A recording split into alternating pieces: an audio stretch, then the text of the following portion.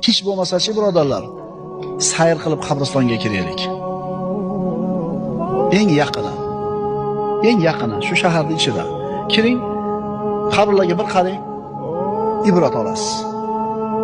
Mana avvalgi darslarimizda aytib berdik, bir yigit iymonsiz, dindan uzoq, shu bir xudosiz bo'lib o'tayotganda, ota bolasini iymonsiz ketayotganligini, iymonsiz qolayotganligini o'ylab siqildi va vafoti oldida bir vasiyat qildi.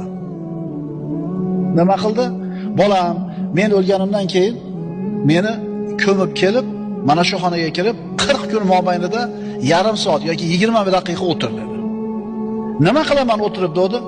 Jim o'tirasan faqat dedi. Hali yigit otasini ko'mib keldi, aytganidek 40 kun mobaynida 20 minutdan o'tirdi. Keyin Allohni topdi, iymonga keldi. Nima uchun?